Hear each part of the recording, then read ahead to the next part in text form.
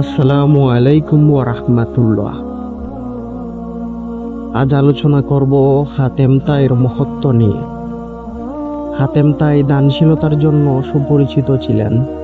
তার দানশীলতার সুনামে বাদশাহ নওফেল ক্রোধান্বিত হলেন, কারণ তিনিও একজন দাতা ছিলেন। কিন্তু হাতেমের দানের সুখ্যাতি লোকের মুখে মুখে বাদশাহর দান হাতেমের দানের কাছে ম্লান ও নিষ্প্রভ, যেন ছাদের আলোর কাছে তারার আলো। বাদশাহ শুধু এ কারণেই ক্রোধান্বিত হয়ে ফরমান জারি করলেন যে কেউ হাতেমকে দরিয়ে দিতে পারবে তাকে প্রচুর পুরস্কার দেওয়া হবে।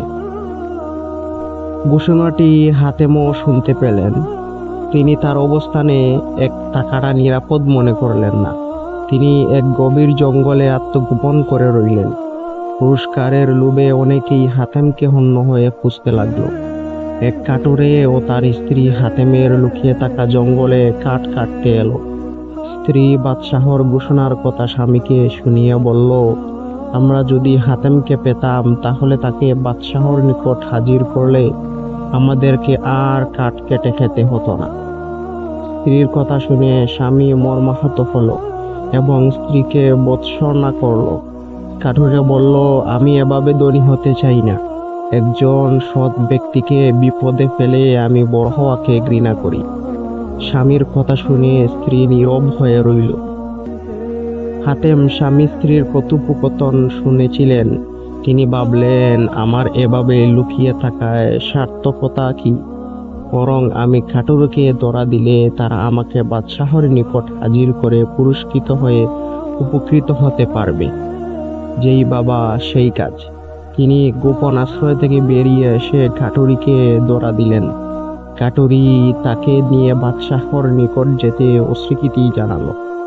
এরই মধ্যে কতিপয় লোক হাতেমকে খুঁজতে খুঁজতে সেখানে এসে উপস্থিত হলো। তারা হাতেমকে দড়ি দিয়ে বেঁধে বাদশাহর নিকট উপস্থিত করলো এবং পুরস্কার দাবি করলো। কি ঘটে তা জানার জন্য কাঠুরে ও তার স্ত্রী তাদের সাথে গেল। হাতেম বললেন, এই কাঠুরেই প্রথম আমাকে ধরেছে, অতএব পুরস্কার সেই পাবে। কাঠুরে বলল, না, আমি তাকে মোটেই ধরিনি। তিনি স্বেচ্ছায় আমাদের ধরা দিয়েছেন যাতে আমরা তাকে আপনার নিকট হাজির করে পুরস্কার পেয়ে উপকৃত হই। বাদশাহ কাঠুরের কথা শুনে বুঝলেন হাতেম যথাযথই একজন পরোপকারী ব্যক্তি, তাই তাকে ছেড়ে দিলেন এবং কাঠুরেকে পুরস্কৃত করলেন। উপরোক্ত ঘটনা থেকে আমরা যে শিক্ষা নিতে পারি, দানশীলতা অতি উত্তম মানবিক গুণ। এর মাধ্যমে মানুষ দুনিয়াতে মর্যাদার পাত্র হয়। এটি পরকালীন পাতেয় সঞ্চয়ের অন্যতম মাধ্যম।